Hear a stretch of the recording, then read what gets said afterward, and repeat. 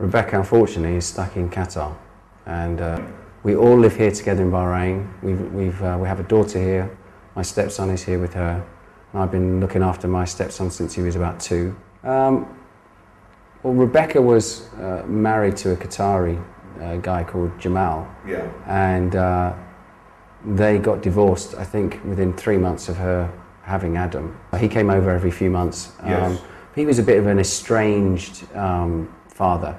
He didn't play a day-to-day role at all, but he did come over and check on his son, see he was okay and that kind of thing. And he had a relationship with Adam? He had a very distant relationship, but I think he had a very close. When they were together, you could tell they were close. Right. But they were...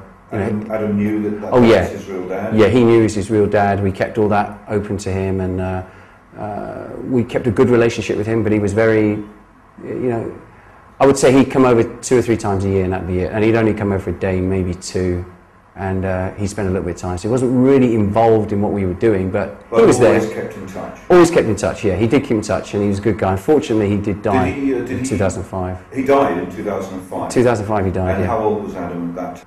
Adam was about 6. And how did he receive his death? Quite badly. He did suffer a little bit with nightmares and things like that. Yeah, his father died. He knew his real father was. He died in a traffic accident, so it was very unexpected. Yeah. He was a healthy young guy. He was a nice guy. You got on with him? Yeah. Rebecca always got involved in that interface. I was either always, because he came over very infrequently and very short notice. Yeah. I was either travelling or working, so we never crossed that. We actually planned to meet on the month of his death. We'd actually arranged to meet at the house. You were speaking to him on the phone? Yeah, I spoke to him once, but there was never any problem or anything like that. But he remarried a Brazilian lady. And, I see, okay. Yeah, and I think they were very happy together. Did they have children? No, they did not. Right, and he was still married to her when he sadly passed away? Yeah, as far as I know, yeah, he was, yeah. And have you had any communication with his Brazilian wife?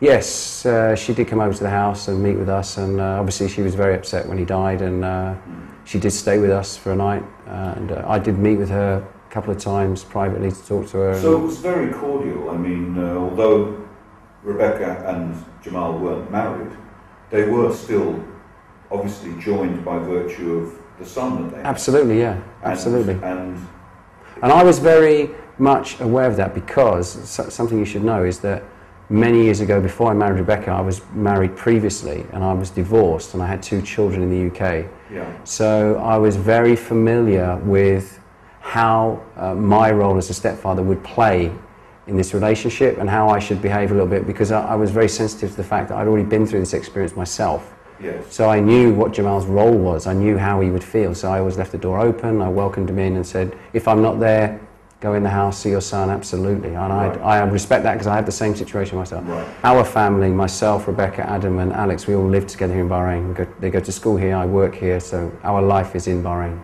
Right, and that has always been Adam's Always experience? always been Adam's. Adam is in Qatar right now.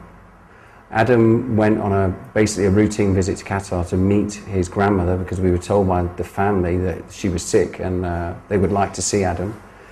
So I was at work, and Rebecca flew out there for 3 days, and on the 3rd day they didn't come back, and they're still there today.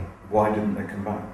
Well, on the 3rd day, my wife was requested to go to a meeting, one of the uncles, and she was asked to meet them to sign a document regarding inheritance of land.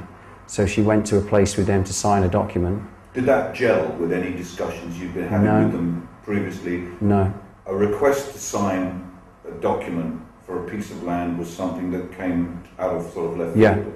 Yeah, we haven't discussed anything. Sorry, go ahead. So she went to a place to sign this document. She said, look, I don't want to sign it because it's written in Arabic and I can't translate this. She does read and speak a little bit of Arabic, but she couldn't do that document. So she told them that I can't sign this because I don't know what it is. They got someone else from the family to ring her and convince her that it'd be okay, and this was a trusted source in that family that she had a good relationship with. So we kind of said, okay, fine. She went ahead and signed it, and we found out almost immediately that this was a document to activate a custody case of Adam in the court. And she was actually in the court. She didn't even know she was in the court, because it wasn't something familiar to us. It was just an ordinary building and an ordinary office. It was actually a court office. And so that started a proceeding to take custody, and from that moment she was supposed to go back to the grandmother house to pick Adam up, to take him home, to board on a flight to go out to Bahrain, and Adam had gone, he disappeared. Where did they say where he'd gone? No. When Rebecca asked where he was, what did they say? They said, he's with us. He's with us and he's gone, and that's it. And that was on the, if I'm correct, it'd be on the 4th or 5th of, I'm sure it's the 5th of October. It's now, today's date is the 8th or 9th of November, and it's 8th of November, right? So it's over a month. We had I think a phone call with him on the 6th of October, because we insisted on calling him, and we called him, and he answered the phone. Where is he? Is he in the family house? We assumed that, but we went to the family houses to find if he was there, and he wasn't there. It's very difficult to say. We're not really sure where he is. I think he's in a safe house in that family that we don't know, because we only know 4 of their 4 key family members. I'm sure there might be others, and obviously cousins and other relatives. So he's somewhere, but we don't know where, and we haven't had any contact with him. So it's definitely not as simple as a family dispute. From our reference point and our education and the way we see it, it is definitely 100% an abduction, and it's more than that to us. It's a kidnapping, because our child is being held somewhere without our permission. We don't know how well he is. We don't know his psychological state of mind. We're not able to see him on a regular basis to make any kind of contact. We've had phone calls from the family to say, you might be able to talk to him, but under our conditions, which are that we can't talk to him alone. We were requested at one point by one of the uncles that my wife could go and see him in a secret location without anybody knowing. She would be picked up and dropped off, but she could only see him in this place and would not be able to speak with him. This is not the framework of a normal conversation or a normal relationship. This is how kidnappers act and behave. Without the actual ransom request for money, it's about everything else. So it's not a normal situation. We try to explain that to the authorities. We try to be fair with them and give them a fair summary of the situation, and just fallen on deaf ears. They're not willing to listen or really help. Well, as far as the Qatari authorities, the Qatari government, the court itself, the Ministry of Interior, the public prosecution, the police, this has been deemed a family issue. And the reason for that is a custody case has been filed at the court, which is in proceedings. We have also filed a case with the public prosecution for kidnapping. And that kidnapping case has not been investigated on its true merit because of the custody case. So as far as the various authorities are concerned, they have now labelled it a family issue until the court makes a decision.